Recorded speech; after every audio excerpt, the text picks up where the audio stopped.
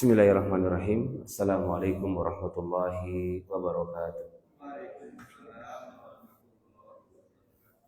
Alhamdulillah, alhamdulillahil karimir rahman, 'allamal Qur'an, khalaqal insana 'allamahul bayan.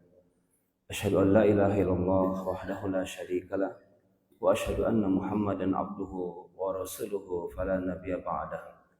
Allahumma salli wa sallim ala nabiyil karim Muhammadin wa ala alihi wa ashabihi ajma'in wa ba'd.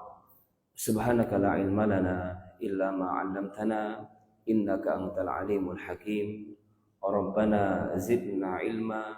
Allahumma ati nufusana taqwaha wa zakkiha anta khairu man zakkaha anta waliyuha wa maulaha. Asbahna wa asbahal mulku lillah walhamdulillah la syarikalah. Asbahna ala fitratil Islam wa ala kalimatil ikhlas wa ala dini nabiyina Muhammadin sallallahu alaihi wasallam wa ala millati abina Ibrahim hanifa wa ma kana minal musyrikin. Bapak, ibu-ibu dan sahabat-sahabat yang dirahmati Allah Subhanahu wa taala, bagaimana kabar pagi hari ini? Alhamdulillah baik. Mudah-mudahan Allah Subhanahu wa taala senantiasa memberikan keistiqomahan kepada kita dalam talabul ilmi, menambah wawasan, dan khususnya pada subuh hari ini kita akan sama-sama melanjutkan kajian tentang fikih waris. Insyaallah pada subuh yang mulia ini kita sudah sampai ke tahap kesimpulan dari kondisi bagian ahli waris utama, ya. Dari 25 ahli waris, 10 perempuan, 15 laki-laki, itu tidak semua mendapatkan hak waris. Yang pasti mendapatkan hak waris adalah hanya 3 golongan saja. Selebihnya nunggu, ya, waiting list. Siapakah 3 golongan tersebut? Yang pertama adalah pasangan. Suami atau istri itu pasti, ya, pasti mendapatkan hak waris dari pasangan yang telah wafat. Suami berhak mewarisi harta istrinya, begitupun sebaliknya istri berhak mewarisi harta suaminya selagi mereka berdua masih dalam ikatan pernikahan, ya, baik itu pernikahan yang normal maupun, mohon maaf, ya, pernikahan sirri. Secara syariat itu dibenarkan asalkan syarat rukunnya terpenuhi. Hanya mungkin tidak tercatat di catatan sipil, ya. Nah, maka bagi para pelaku, ya, para pelaku nikah siri di sini nggak ketahuan, ya Pak, ya, karena siri itu kan merahasiakan. Jadi untuk menyampaikan, ya, dalam materi yang kemarin yang saya sampaikan tentang waris planning, di antaranya ada kejujuran, ya, kejujuran dari ayah atau suami. Jika ada pernikahan siri disampaikan saja, ya, sebelum terjadi kewafatan. Karena di lapangan kami temukan, ya, ada beberapa kasus yang kami temukan ketika suami wafat ternyata ada yang datang ibu-ibu dengan anaknya, ya, dan mengaku bahwasanya anak yang dimaksud adalah dari almarhum yang wafat. Nah, maka di sini kejujuran dari kita, jika terjadi pernikahan siri disampaikan saja supaya jelas, tidak ditutup-tutup, ya, karena mereka pun berhak mewarisi, ya. Istri siri pun berhak mewarisi, anak hasil pernikahan siri pun berhak mewarisi. Baik, ini golongan pertama.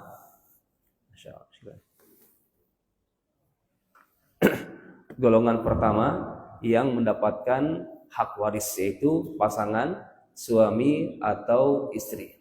Ini bisa Bapak Ibu cek bagian mereka ini di surah An-Nisa ayat jelas. Ketika disebut angka-angka ini tidak ada maksud lain kecuali angka tersebut. Baik, untuk suami kisarannya mendapatkan setengah atau seperempat, ya. Suami mendapatkan berapa?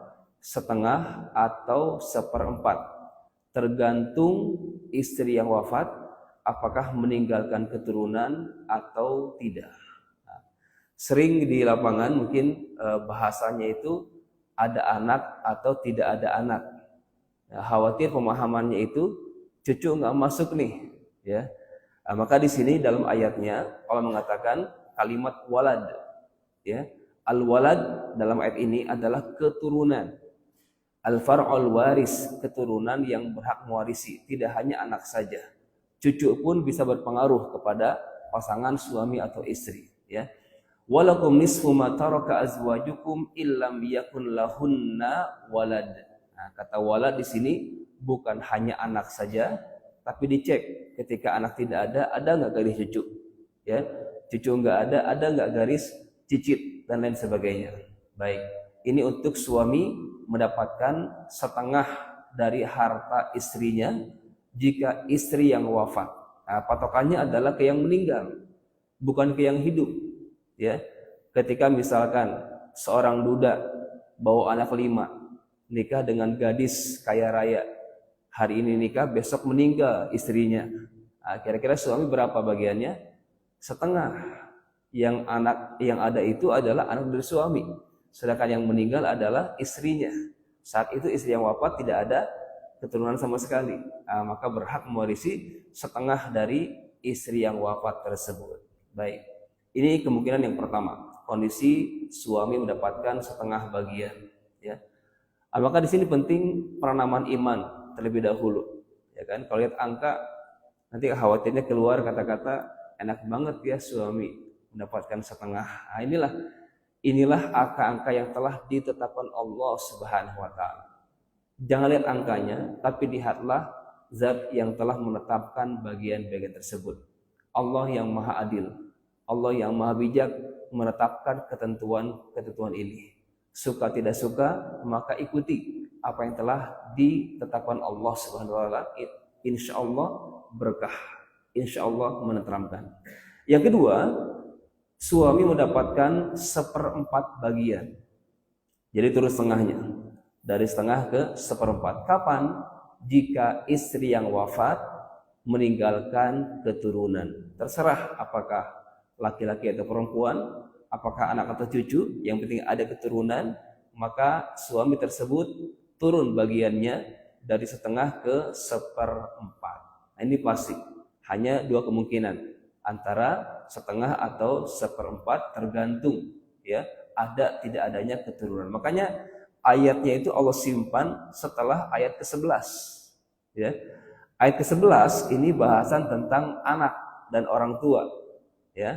Yusikumullah ini bahasan anak. Ayat 12 itu tentang pasangan. Nah, disebut setelah anak, setelah keturunan, karena jatah atau bagian dari pasangan ini bergantung kepada ada tidak adanya keturunan dari si mayit yang wafat, ya. Jadi susunan menunjukkan kekuatan. Kemungkinan yang kedua untuk pasangan istri, ya. Walahunnar rubu'. Ya, kesimpulannya untuk para istri ini mendapatkan 1/4. Ini setengahnya dari yang bagian suami. Kalau suami kondisi setengah jika tidak ada keturunan, kalau istri berapa? 1/4 jika suami yang wafat tidak meninggalkan keturunan. Jelas ya? Kemudian sebaliknya, jika meninggalkan keturunan, baik dari istri yang ada ini maupun dari istri yang sebelumnya, berarti anak bawaan, maka istri yang ada ini mendapatkan 1/8, turun setengahnya dari 1/4 ke 1/8. Nah, ini silakan diterima angka-angka ini, insya Allah akan menenteramkan jiwa kita.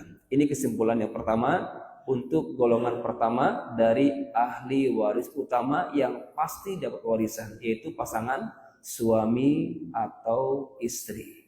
Baik. Golongan yang kedua adalah anak. Nah, kenapa saya mulai dari ayat 12 tadi? Karena anak itu muncul karena pernikahan. Itu yang saya maksud ya. Dan tadi pun asbabnya karena pernikahan. Kalau sekarang ini sebabnya karena pertalian darah, ya. Dalam pernikahan, ya, ketika ada pernikahan maka terjadi keturunan. Nah, maka kita bahas yang kedua adalah keturunannya, anak, ya. Untuk anak ini pemisahannya adalah jenis kelamin. laki ataukah perempuan. Ya. Tidak ada bedanya antara kakak dan adik. Tidak ada bedanya antara cikal dan bungsu. Ya, enggak berpengaruh. Dan tidak ada bedanya sama sekali, mohon maaf, apakah sudah balik atau tidak. Apakah waras atau tidak waras, itu enggak berpengaruh. Ya, asalkan dua hal saja. Pertama, tidak membunuh. Yang kedua, tidak beda agama. Itu saja. Bagi pasangan pun sama, ya. Bagi pasangan pun tidak melihat, gitu kan ya, kesalehannya, mohon maaf. Jadi kesalehan pun tidak berpengaruh. Hanya dua hal saja yang bisa menggugurkan warisan itu. Yang pertama adalah pembunuhan, yang kedua adalah perbedaan agama. Ketika beda agamanya saat waris wafat, maka hak warisnya gugur. Baik. Untuk anak-anak, Allah berfirman di sini, yusikumullahu fi auladikum lidzakari mithlu hadzil unsayain. Baik. Fokus pertama adalah anak laki-laki. Ya. Anak laki-laki ini memiliki dua kondisi. Yang pertama, kondisi di mana mereka semuanya laki-laki. Ya. Adik kakak semuanya laki-laki. Maka bagiannya adalah asobah bin nafsi istilahnya. Dibagi rata antara mereka. Ya, tadi sudah sampaikan tidak ada bedanya antara kakak dan adik, tidak ada bedanya antara sulung dan cikal, tidak ada bedanya. Yang bedakan apa? Kelaminnya. Jika kelaminnya sama semuanya laki-laki, maka dipukul rata. Asobah bin nafsi. Ambil semuanya, dibagi dengan jumlah anak-anaknya. Jelas ya? Ini jika laki-laki semuanya. Tapi jika anak yang ditinggalkan ini campur kelaminnya antara laki-laki dan perempuan, nah, maka Allah tetapkan yusikumullahu fi auladikum lidzakari mislu hadzil unsayain. Penetapannya adalah untuk laki-laki mendapatkan semisal dengan dua bagian perempuan. Nah, jadi untuk anak laki-laki ini mendapatkan dua bagian, sedangkan yang perempuan mendapatkan satu bagian. Berlaku hukum 2:1 antara laki perempuan yang satu level, sama-sama anak. Ya, kalau kita kaitkan nanti di beberapa ahli waris yang lain, ini berlaku. Seperti hanya pasangan suami istri, itu berlaku 2:1. Betul nggak? Ketika suami setengah, istri berapa? 1/4. Berlaku ya Pak ya? 2:1. Ketika suami 1/4, berapa istri? 1/8. Ini berlaku. Syaratnya adalah laki perempuan yang selevel. Berlaku hukum 2:1. Begitupun nanti kita temukan pada orang tua, ayah ibu. Nanti kita temukan ayatnya. Oke. Jadi pemisahan atau penetapan 2:1 ini berlaku di beberapa golongan ahli waris. Ketika batan saudara nanti berlaku antara saudara laki dan saudara perempuan. Nah, luar biasa. Ini kaidahnya tetap ya, yaitu rumusannya adalah ketika kumpul laki dan perempuan yang satu level, sama-sama pasangan, sama-sama anak, sama-sama cucu, sama-sama saudara, gitu kan ya, itu berlaku hukum 2:1. Tapi tidak semuanya. Ada satu golongan di mana laki perempuan disamakan, yaitu pembahasan nanti insyaallah tentang saudara seibu. Jadi dalam Islam pun ada yang namanya kesetaraan gender, gitu kan ya, sama jatahnya atau bagiannya, karena itulah yang ditentukan Allah Subhanahu wa taala. Baik. Jadi ketika bicara ayat muhkamat ini, kita hanya bisa mengikuti. Tidak bisa bertanyakan kenapa. Ya kan? Kenapa kok isi 1/8, suami 1/4? Kenapa kok isi 1/4, suaminya setengah? Kenapa sih laki-laki 2 kali lipat? Kita nggak bisa jawab. Ya. Wa hakadza ilaina wasala. Begitulah ayatnya turun kepada kita. Maka Rasul mengatakan dalam sabdanya, ya, al-muhkamat ini adalah fa'malu bil muhkamat. Ya, ikuti wattabi'u al-muhkam, ikuti apa yang sudah jelas tanpa mempertanyakan, tanpa komplain. Di lapangan sering kami temukan komplain. Ya, kenapa sih nggak bagi rata saja? Gitu kan ya. Padahal ini syariat, gitu kan ya. Bicara, mohon maaf, salat saja. Bilangan yang berbeda. Kira-kira komplain nggak Pak? Subuh 2, zuhur 4, asar 4, maghrib 3, isya 4. Komplain nggak kita nih? Enggak kan? Nerima aja. Kenapa ketika bicara masalah waris kok komplain? Nah ini. Nah, maka cara pandang dalam berislamnya itu harus menyeluruh, gitu kan ya? Tidak memilah-milah. Ketika bicara zakat, jelas 8 aslabnya, jelas takarannya. Begitupun waris, ya. Maka jangan sampai kita ini mengimani satu syariat tapi kufur dengan syariat yang lain. Maka saya setuju dengan pendapatnya Prof. Amin Summa, salah satu guru besar di UIN Syarif Hidayatullah. Beliau mengatakan, kalau konsep bagi rata dalam waris, ya semuanya bagi rata juga. Nggak ada lagi nafkah suami ke istri, nggak ada lagi mahar calon suami ke calon istrinya. Mau seperti itu. Jadi semuanya berubah. Kalau mau dibagi rata semuanya. Maka para ulama memberikan beberapa alasan. Ya, tapi jangan sampai kita ini ngikuti 2:1 karena alasan ini. Enggak. Hanya berpendapat bahwa kenapa 2:1? Karena hak dan kewajiban laki-laki itu berbeda. Ini salah satu alasan. Ya. Salah satu alasan kenapa Allah tetapkan 2:1 antara laki perempuan, karena apa? Hak dan kewajiban laki-laki itu berbeda. Di pundak laki-laki luar biasa. Banyak kewajiban yang bapak tanggung, ya. Sebagai seorang suami menanggung kewajiban menafkahi istri. Ya. Sebagai seorang ayah, ini posisi kedua. Sebagai seorang ayah bertanggung jawab menafkahi kepada anak-anaknya. Belum selesai, Pak.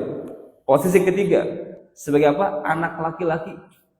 Sebagai suami, sebagai ayah, sebagai anak laki-laki bertanggung jawab menafkahi siapa? Ibunya. Jika ibunya sudah tidak ada pasangannya dan tidak mampu, maka wajib bagi anak laki-laki menafkahi ibunya. Begitupun yang keempat, Pak, posisi kita sebagai siapa?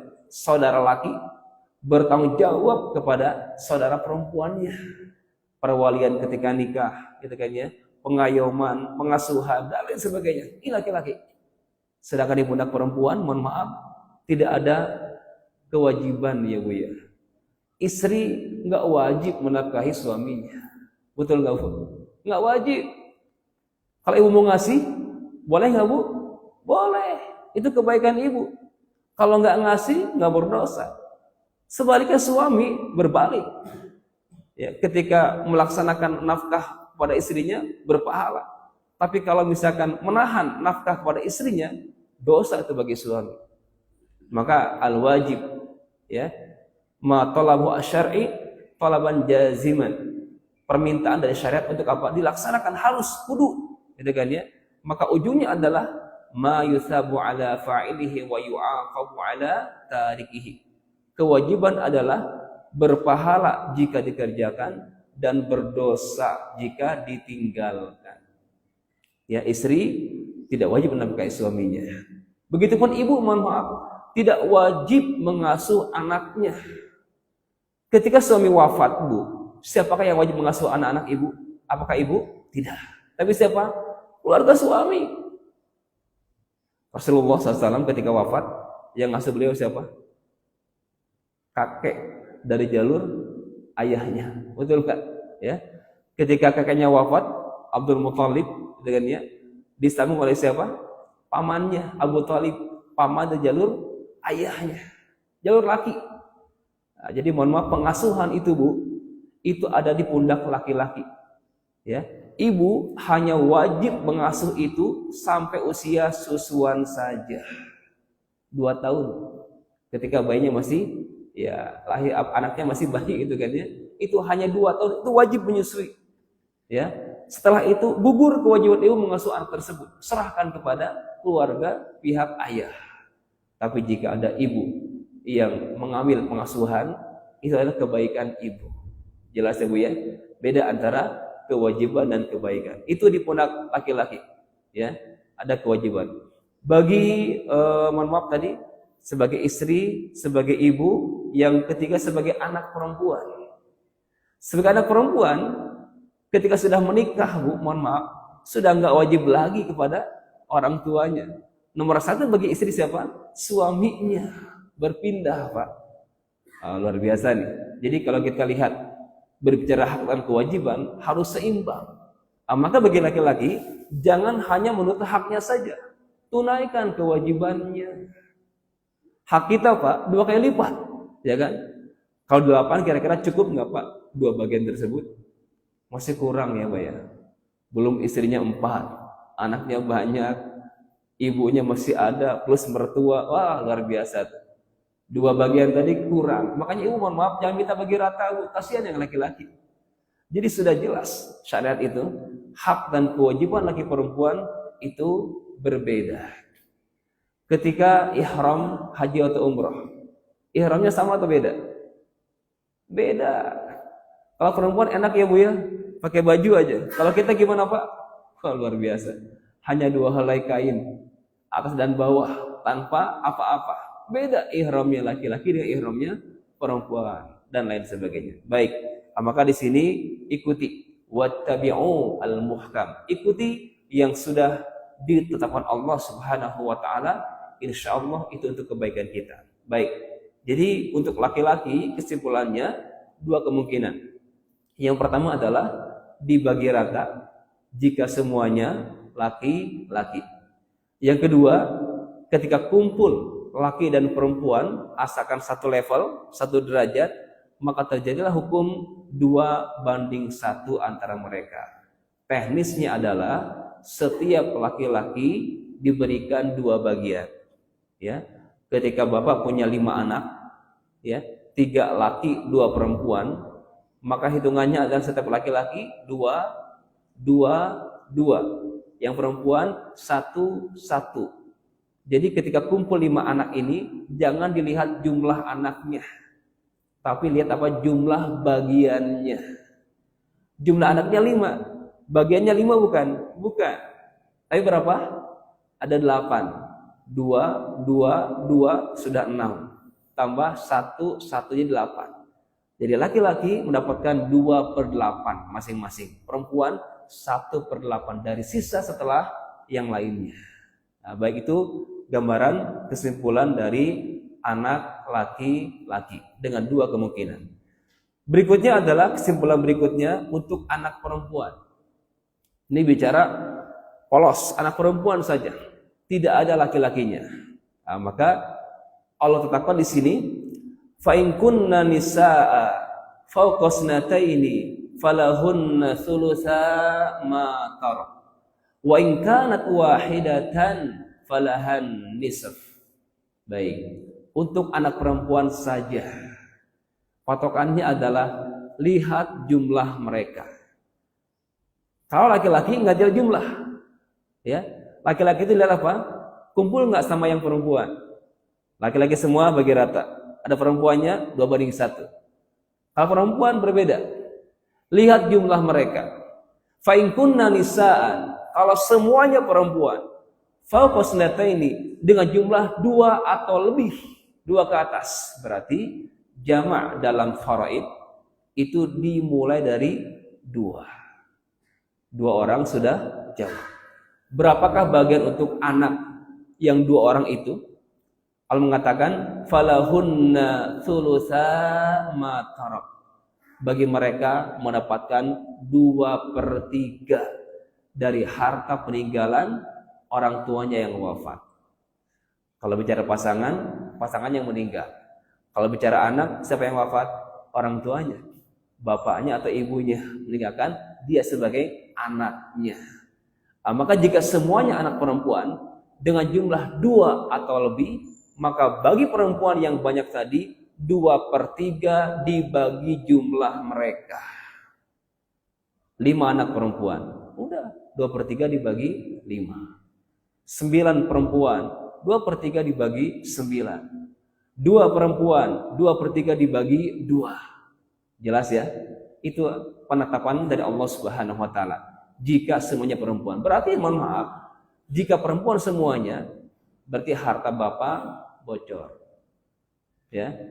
Yang nyangkut di anak hanya 2/3 saja.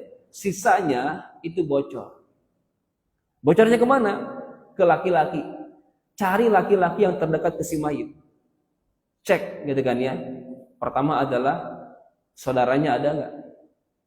Kalau saudara nggak ada, cek. Yang kedua adalah ponakan. Ponakan ada nggak?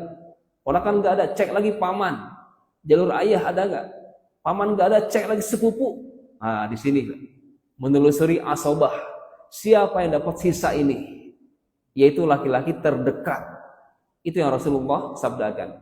Al-hiqu al-fara'idha bi ahliha fama baqiya fahuwa li aula rajulin dzakari. Berikanlah bagian itu kepada pemiliknya. Istri 1/8. Gitu kan ya.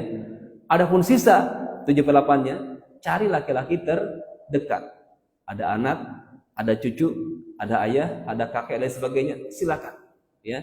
Cari yang terdekat, dan nggak mungkin dua laki-laki kumpul mendapatkan sisa itu dengan posisi berbeda. Itu nggak mungkin. Ada saudara, ada ponakan, dua-duanya laki-laki. Ya, apakah mungkin dua-duanya dapat sisa itu? Enggak. Ditarjih mana yang kuat, ya, secara nasab, saudaranya atau ponakannya? Saudara dapat sisa tadi. Nah itu ya. Ada paman, ada ponakan. Mana yang kuat, Pak? Pamannya atau ponakannya? Hah? Ponakannya yang kuat. Pamannya terhalang. Ya, jadi ketika ada dua laki-laki, yang satu sebagai ponakan, yang satu sebagai paman, tarjih mana yang kuat? Ponakannya yang lebih kuat, mendapatkan sisa tadi. Pamannya terhalang dan lain sebagainya. Baik, jadi kesimpulannya untuk semua anak perempuan mentoknya hanya di 2/3 saja. Bagaimana kalau seandainya ternyata keluarganya sama sekali gak ada siapa-siapa kecuali perempuan tadi? Ya, garis saudara nggak ada, karena orang tuanya anak tunggal, gitu kan ya. Garis paman nggak ada juga, gitu kan, sudah meninggal semuanya. Sepupu juga nggak ada. Kalau nggak ada dipastikan dulu nih, kalau nggak ada, maka yang tersisa itu adalah raddan lahunna, kembali ke mereka 2/3 plus dari sisa tersebut. Tapi dipastikan dulu, sudah dicek gitu kan ya, tidak ada ahli waris lain kecuali mereka, anak perempuan tersebut. Baik, ini bagian kondisi pertama untuk anak perempuan jika jumlahnya 2 orang atau lebih, mendapatkan hanya di posisi 2/3 dibagi dengan jumlah mereka. Baik. Yang kedua, kondisinya adalah wa in kanat wahidatan. Jika anak perempuannya hanya 1 orang saja. Ya, ada di sini Pak yang punya anak 1 orang saja, perempuan pula, maka bagiannya berapa? Falahan nisf. Bagi anak perempuan tersebut hanya mendapatkan setengah dari harta ayah atau ibunya yang wafat. Sisanya bocor lagi. Ya. Kenapa bocor nih? Ya. Kenapa bocor ini? Ada hak waris bagi laki-laki tadi ya. Sampaikan Bapak Ibu kepada saudaranya atau ponakannya. Maka ini penting planning waris gitu kan ya. Biar Bapak Ibu tahu prediksi gitu kan, siapa yang akan mewarisi harta Bapak Ibu. Ketika anak Bapak Ibu hanya perempuan saja, itu jatuh ke saudara, sampaikan ke saudara, gitu kan ya. Ini nanti kewajiban kalian ya. Kalian berhak mewarisi harta saya, tapi ingat ada kewajiban kalian loh, mengasuh anak saya nanti. Sampaikan itu. Jangan sampai hanya hak waris saja dituntut, tapi kewajibannya diabaikan. Maka sejak dini, dengan sampaikan akan ada kewajiban. Nah, tadi ya, anak perempuan satu-satunya, itu setengahnya buat siapa? Ya buat adiknya.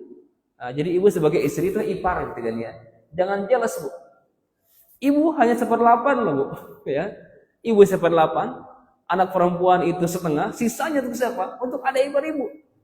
Ya, adiknya suami ibu. Nah, sampaikan ada kewajiban setelah itu. Pengasuhannya, perwaliannya, pendidikannya, pengayomannya itu di pundak laki-laki sebagai pengganti ayah dari anak perempuan tersebut. Ibu hanya kebaikan saja kalau mengasuh, tidak wajib, ya kan? Baik, ini penetapan dari Allah Subhanahu wa taala kondisi anak perempuan jika jumlahnya hanya 1 orang saja mendapatkan setengah bagian. Baik, sampai di sini tergambar. Saya ulangi. Kalau suami berapa bagiannya? Setengah atau seperempat. Kalau istri seperempat atau seperdelapan. Anak laki-laki berapa? Asobah bagi rata atau 2:1. Anak perempuan 2/3 jika kebanyakan, setengah jika sendirian. Baik, boleh saya tuliskan ya. Kesimpulan sementara untuk dua golongan.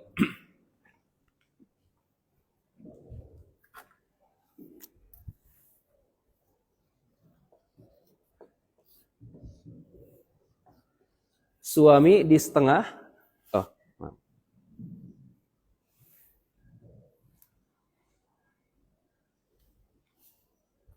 Suami di setengah jika tidak ada keturunan. Kemudian di kondisi seperempat jika bersama keturunan. Jelas ya? Istri dengan dua kondisi, seperempat jika tidak ada keturunan dari si mayit. Jika ada berapa? 1/8 jika ada keturunan dari si mayit. Ini golongan pertama dari ahli waris utama. Golongan kedua itu anak laki-laki.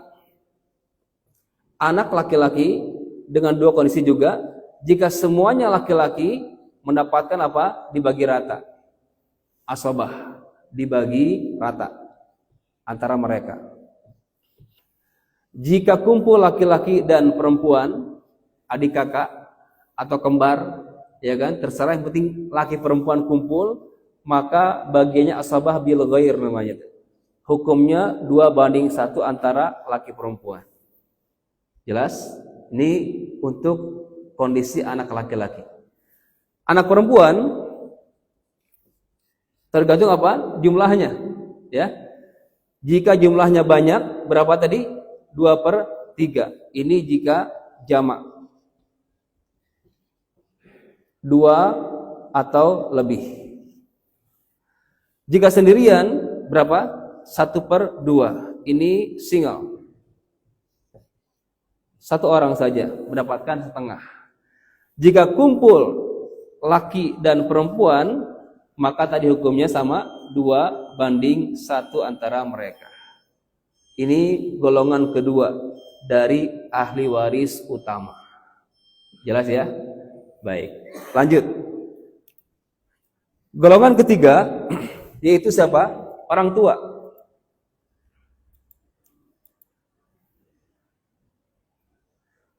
Masih di ayat ke-11. Untuk orang tua mengatakan wali abawaihi likulli wahidin minhuma sudus mimma tarak in kana lahu walad. Untuk orang tua masing-masing, ayahnya, ibunya mendapatkan berapa? 1/6 jika si mayit meninggalkan walad, keturunan. Berarti kalau bicara orang tua, yang meninggal siapa? Anak. Jadi anak bapak meninggal duluan, Pak. Bapak masih hidup, sebagai ayah, sebagai ibu, dapat warisan dari anak kita yang wafat itu. Inilah yang membedakan konsep syariat dan konsep hukum positif di negara ini. Di Undang-Undang Perdata, KUH Perdata, itu hanya berlaku sistem golongan. Golongan 1 adalah pasangan dan anak. Golongan 2 adalah orang tua, saudara. Jika golongan 1 masih ada, maka golongan 2 nggak dapat. Jadi kalau gugatannya ke PN, orang tua nggak dapat, Pak, selagi si mayit punya pasangan dan anak, ya.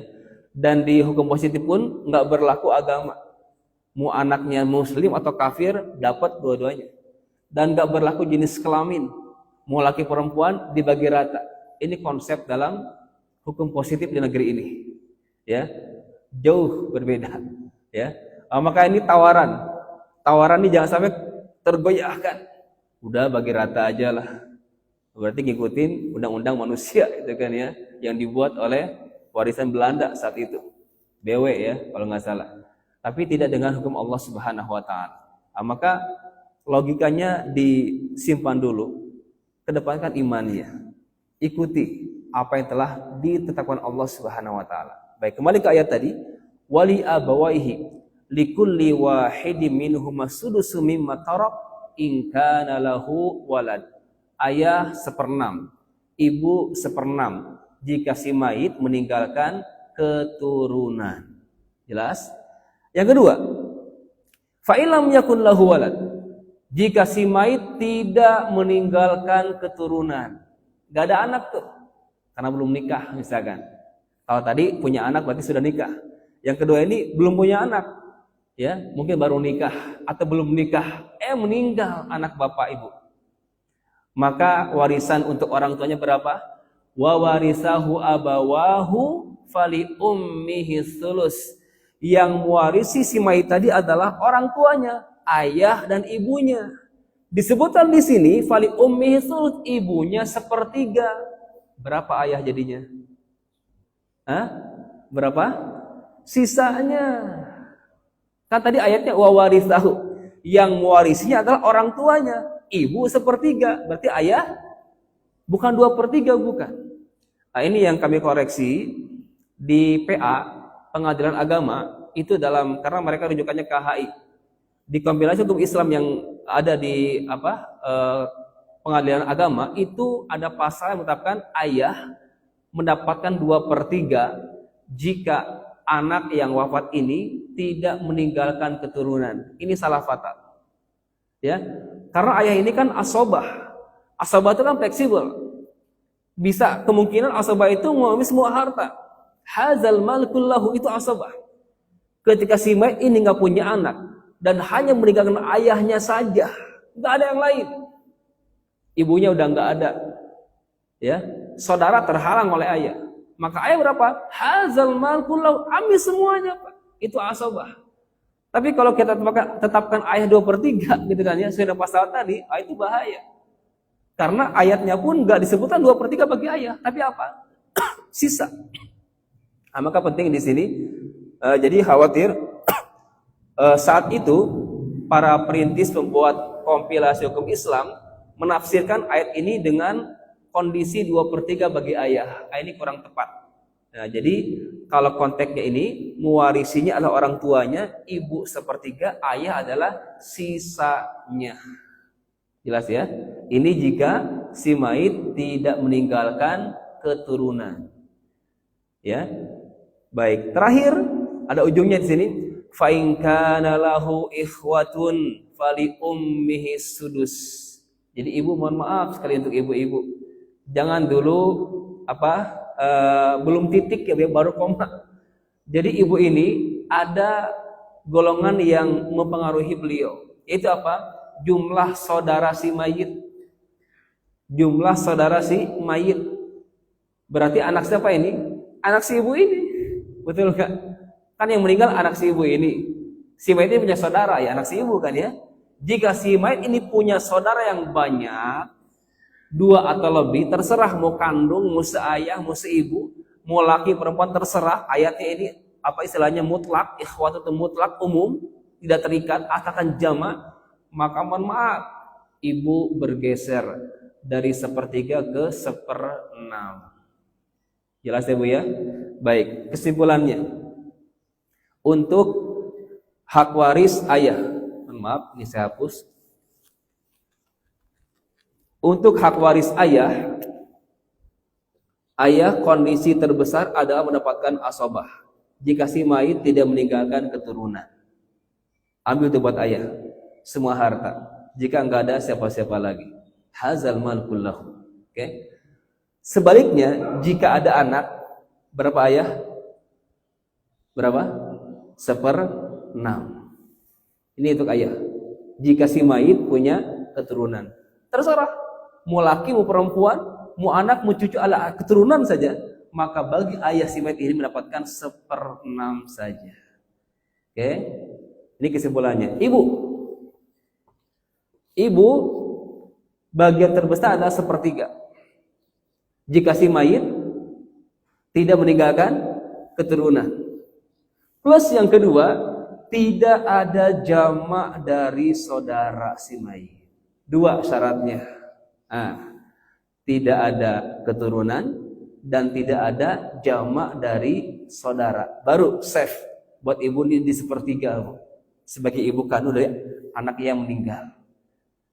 Sebaliknya mohon maaf, jika si mayit ini punya keturunan dan atau ada jamak dari saudara, maka berkurang dari sepertiga ke seperenam. Jika ada keturunan atau ada jamak dari saudara. Ini kesimpulan golongan yang ketiga yang pasti mendapatkan warisan. Baik, saya coba kesimpulan ini diaplikasikan dalam sebuah contoh. Misalkan mayit meninggalkan suami, kemudian anak laki-laki, kemudian ada ayah, ada ibu. Lengkap ya, 3 golongan ini. Saya tambahin deh, saudara. Ya, saudara laki kandung. Ada 2, saudara perempuan kandung misalkan. Ada suami, ada anak, ada ayah, ada ibu, ada saudara. Baik. Dari 6 ahli waris ini, apakah semuanya dapat? Tidak. Yang pasti dapat adalah 3 golongan. Pertama apa? Pasangan. Kedua anak. Ketiga orang tua. Selagi masih ada 3 ini, maka berikutnya adalah waiting list, terhalang. Berarti di sini saudara dapat nggak? Nggak dapat. Ahli waris bukan? Ahli waris, tapi kondisinya mahjub, terhalang. Baik, coba kita terapkan ya. Suami berapa? Setengah atau seperempat? Seperempat. Kenapa seperempat? Karena ada anak. Ini anak siapa ini? Anak suami ini bukan? Anak yang meninggal, betul. Bisa jadi anak suami ini, bisa jadi bukan. Ya, dengan suami ini ya. Tapi dengan si mayit sudah pasti itu anak si mayit. Jelas ya?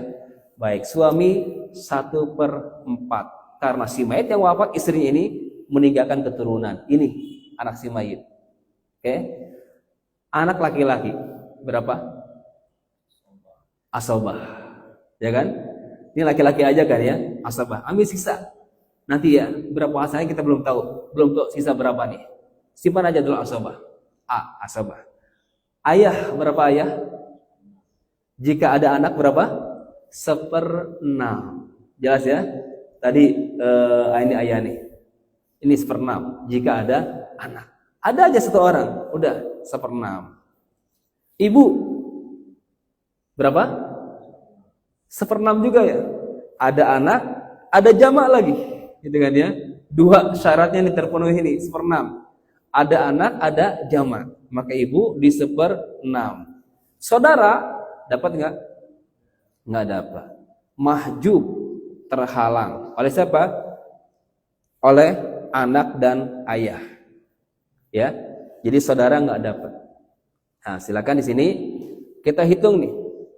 Setelah penetapan masing-masing, kita coba berapa sih bagian masing-masing, karena anak belum tahu nih berapa bagiannya sisanya.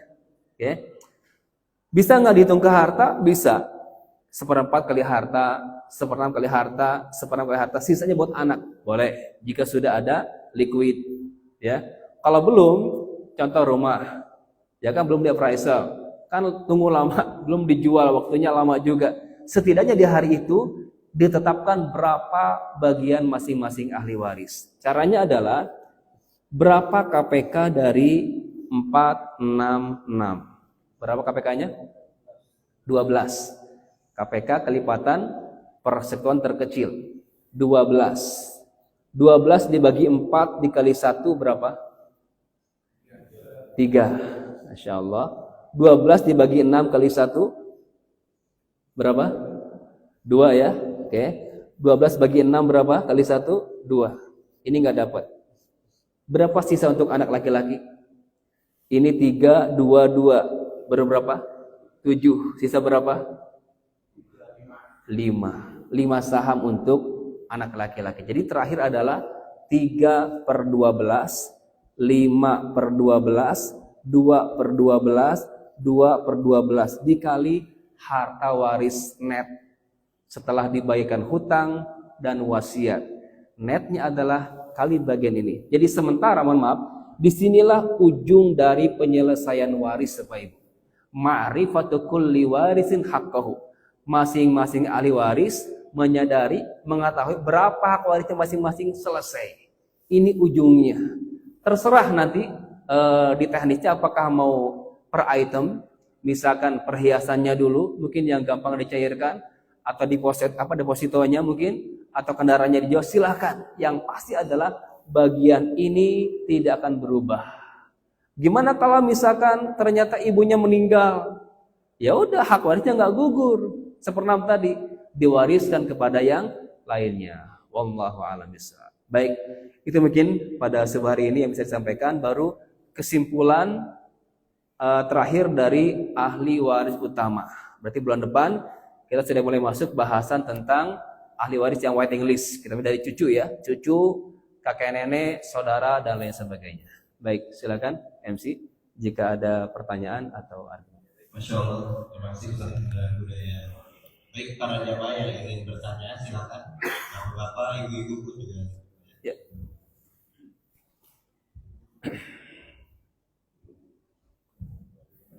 Assalamualaikum warahmatullahi wabarakatuh. Waalaikumsalam. Saya ingin bertanya, ada 2 pertanyaan. Pertama, tadi kalau case-nya anak meninggal, kemudian tidak memiliki keturunan, jatah ibu kan sepertiga, kemudian menjadi 1/6 kalau saudaranya jamak. Pengertian jamak itu 2 terhitung dengan si mayit atau 2 yang masih hidup? Yang masih hidup. 2 yang masih hidup. Ahli waris ya. Ya. Kemudian yang kedua Ustaz, tadi atau mungkin selama kita membahas waris kan ada jatah anak di mana meskipun anak itu saudara persusuan dan lain-lain. Yang saya ketahui untuk saat ini mungkin kalau saudara sepersusuan pemahamannya bisa dipahami, tapi kalau saudara lain yang mungkin hasil pernikahan poligami misalkan orang tua kita, ataupun mohon maaf ada dugaan hamil di luar nikah tapi tidak menikah, apakah itu meskipun punya keturunan, apakah itu dianggap sebagai saudara? Baik, barakallahu fiik. Bagus pertanyaannya. Pertama, untuk case yang di luar yang normal ya Pak ya, mohon maaf. Pertama, dalam waris ini yang menyebabkan kewarisan hanya 2 saja. Pertama, pernikahan yang sah, ya. Hanya bimujarrodil akdin nikah, akad nikah. Walaupun mohon maaf belum sempat dukhul biha atau senggama, enggak masalah. Yang penting sudah akad saja. Maka berlaku kewarisan jika ada kewafatan. Baru akad. Ternyata meninggal. Gitu kan ya? Belum sempat gitu kan ya? Menyentuh istrinya, tetap dapat warisan. Itu pernikahan yang sah. Adapun pernikahan yang di luar yang sah itu tidak menyebabkan waris. Contoh misalkan, mohon maaf, kawin lari, capek apa ya, lari-lari, kumpul kebo, pokoknya yang enggak sah, gitu kan ya. Nikah kontrak itu enggak, ya kan ya. Nikah siri ini masuk kategori yang disyariatkan. Maksudnya termasuk syariat, ya. Itu pernikahan. Yang kedua adalah nasab. Tapi ingat, nasab ini setelah akad yang sah. Ya. Anak yang nasab ini dilahirkannya setelah akad yang sah. Sebaliknya mohon maaf, ketika terjadi pembuahannya sebelum akad yang sah, MBA diantaranya, maka nasab anak itu hanya ke ibunya. Berarti bicara waris dengan ayahnya terputus. Nah, maka mohon maaf, penting waris planning. Ketika mohon maaf sekali, ketika ada mungkin data kita yang khilaf di masa lalu berdosa, pernah berbuat zina tersebut, hari ini tolong taubati. Anak yang lahir sebelum akad nikah itu adalah anak hasil zina. Ya, nikahnya Juli, Agustus lahiran. Kapan produksinya tuh? Gitu kan ya. Maka mohon maaf, garis warisnya terputus dengan ayahnya. Ketika ayahnya wafat, maka anak ini tidak berhak mewarisi ayahnya. Begitu sebaliknya, ketika anak ini tumbuh kembang, kemudian apa kaya raya gitu kan ya, meninggal duluan, maka ayah tadi tidak bisa mewarisi anak ini. Nah, maka penting planning, ya kan? Bapak solusinya apa? Wasiat. Wasiatlah ke anak hasil zina dulu. Ya, karena dipastikan anak ini tidak bisa mewarisi bapak. Tapi kalau ibunya meninggal, normal ya.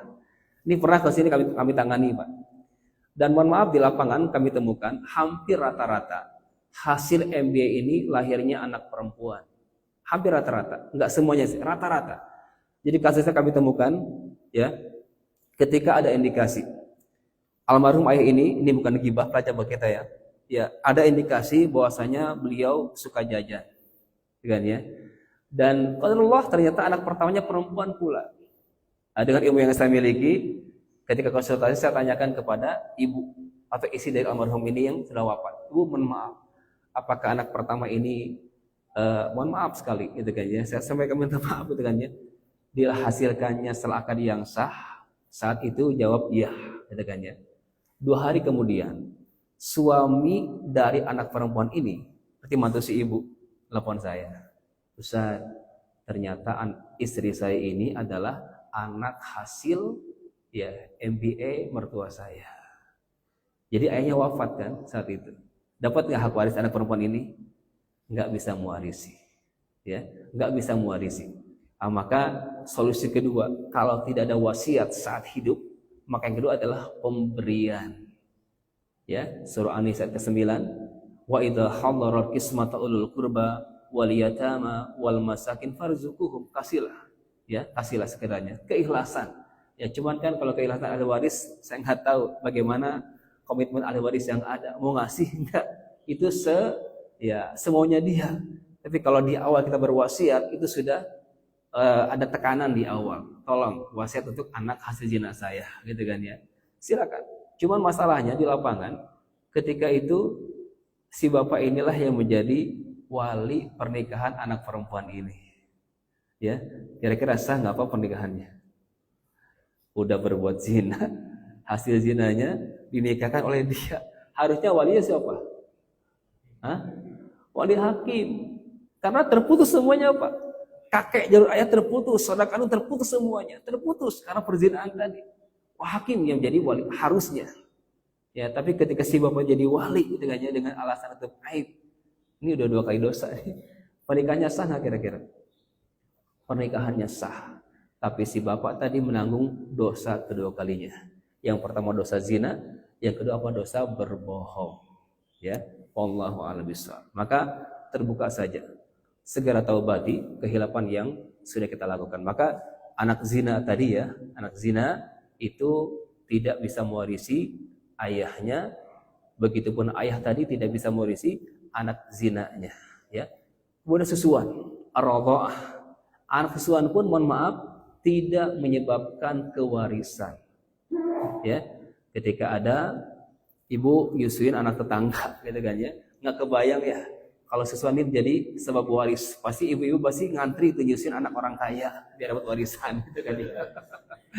Jadi mohon maaf, hanya satu saja nasab, itu pun setelah akad yang sah. Selebihnya adopsi, susuan, anak pungut, walaupun mohon maaf dia mengatasnamakan akte kelahirannya kepada si bapak tadi, mohon maaf tidak boleh menasabkan yang sudah ada nasabnya.